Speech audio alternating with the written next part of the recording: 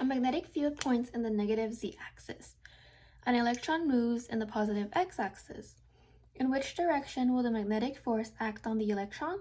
Okay, so whenever we approach a question like this, the first thing we need to do is to write out what the formula for magnetic force is. So magnetic force of B here, B means magnetic field, so force of the magnetic field, magnetic force, equals to the charge times the cross product of the velocity vector and the magnetic field vector. Okay? The second thing you want to do is, hold on, let me write what each coefficient stands for. FB, magnetic force,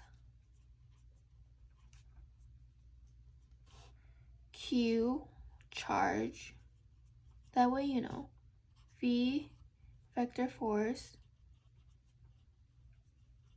and B, magnetic field. V is not vector force, V is velocity vector. And B is magnetic field vector.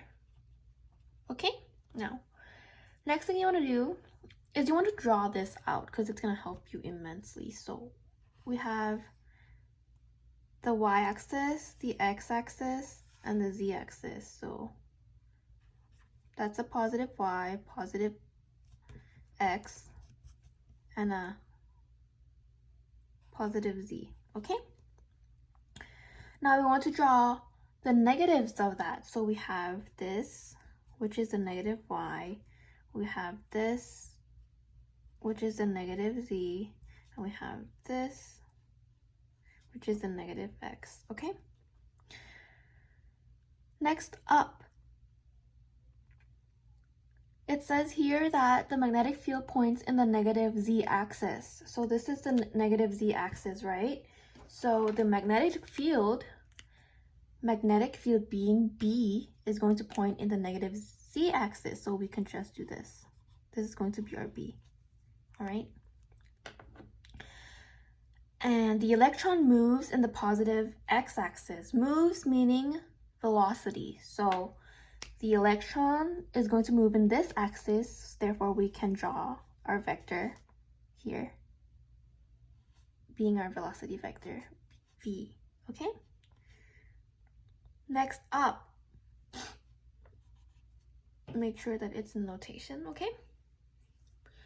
In which direction will the magnetic force act on the electron? So it's asking for which direction is this going to be. In order to find that, we need to do the cross product of the velocity vector, this, and the magnetic field vector, which is this. And in calculus 3, we know that,